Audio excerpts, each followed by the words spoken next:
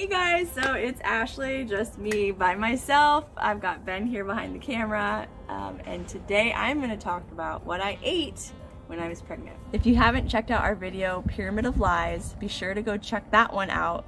In that video, we lay out everything that I was told that I should be eating in the pregnancy class that we took and from our midwives. So a big thing that I was told from the pregnancy class and the midwives, even though I was vegan, was I needed to make sure I was getting in lots and lots of protein.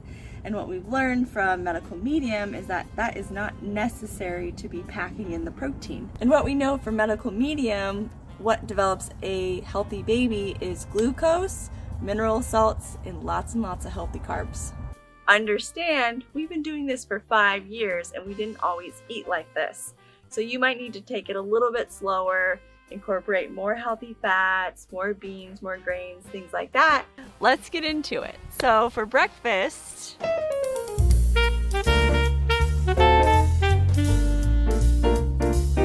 I would start my morning off with 32 ounces of lemon water. Then I would wait about 30 minutes and then have 32 ounces of celery juice. In the beginning, during the first trimester, it was really hard to get the celery juice down, so I lowered that to about 16 to 24 ounces and just got it down. And then I eventually went back up to the 32 ounces when I felt okay. After the celery juice, then I would wait another 30 minutes and then I would have melon, which was usually watermelon. Then went right into the heavy metal detox smoothie, and then did a big fruit bowl. And then if I was still hungry before lunch, I would munch on an apple or banana.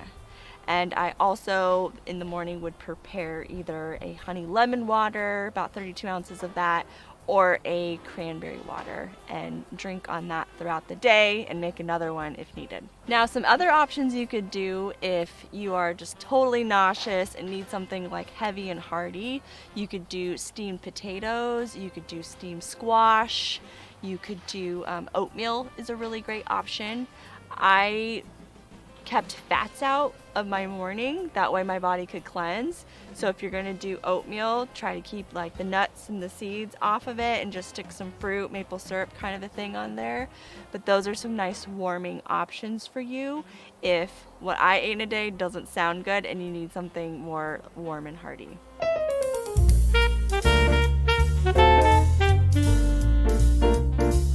Next is lunch. So for lunch, I would either do smoothies or a really big salad. And like I said, in the first trimester, I was feeling very nauseous and I had these food aversions, and greens, especially salads, just did not sound good during that first trimester. So a lot of times I was just putting a ton of greens into my smoothies. And then there were days that they kind of sounded okay, but in order to get them down, I needed to have some fat in my salad. And normally we try to keep fats out until dinner time, but when you're not feeling good and you want to like get some greens in, this was a really great way to go. So I would make like a creamy like cashew dressing or a creamy tahini dressing. I would add in avocado, I'd add in olives, and then it was just yum. I could eat it and get it down and get a bunch of greens in. But the smoothies is a really great way to get it in if you simply like can't even like chew and get the greens down. Another idea would be you could also juice your greens and have a juice with the greens in them and get those mineral salts in. And it's really important to get in those mineral salts because it's one of the key ingredients to protecting your adrenal glands, and you really want to stock up on your adrenal reserves for when you give birth, because when you give birth, you're putting out a lifetime of adrenaline.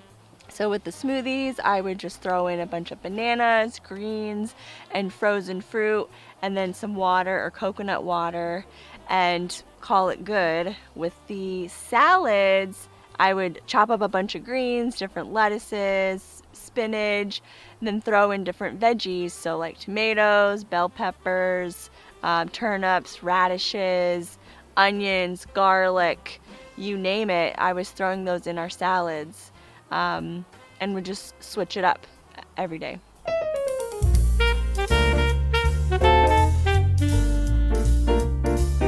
So after lunch, I would usually snack on fruit or steamed potatoes until dinner time.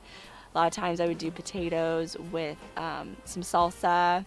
And then we always did a second juice most of the time, probably 5 times out of the week. And that was, I tried to keep it simple. So it was usually like orange juice or cucumber juice or celery juice. And that was it before dinner.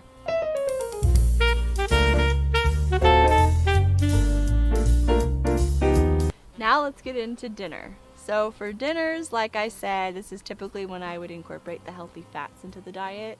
So I would do things like potato bowls with lentils, mac and cheese with veggies incorporated into it, potato nachos, veggie pizza, steamed potatoes with salsa and avocado, oil-free French fries with either ketchup or cashew sauce, with veggies or like a steamed artichoke on the side. I would make sandwiches, so I would make just some bread out of steamed potatoes and bake that with roasted veggies inside, cashew sauce. I think that was probably one of my favorite things because I was always craving sandwiches when I was pregnant, and so I loved making the sandwiches or doing it like a pita bread type thing with roasted veggies.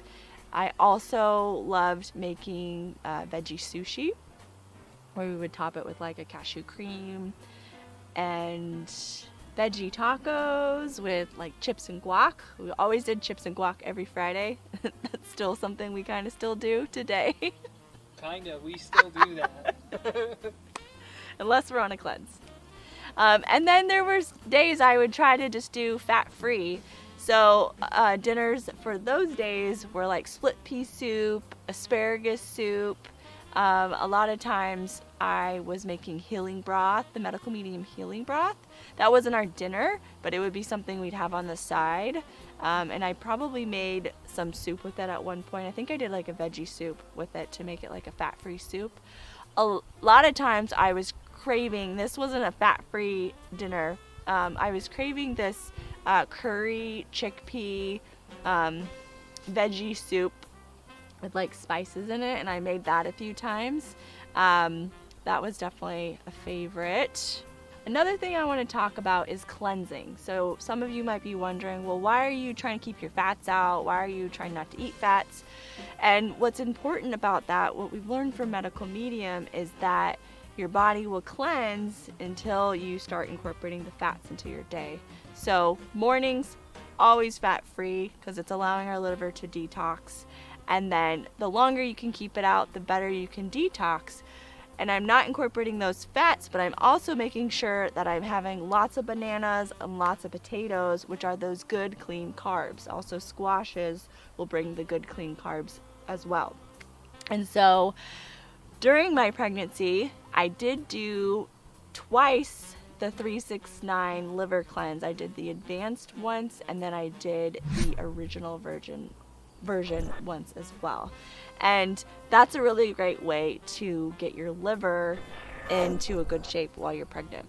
And if your liver is overburdened during your pregnancy, a lot of your toxins might fall onto your baby. Because the liver's overburdened, and you're connected to your baby, it then will use your baby's liver as a second filter.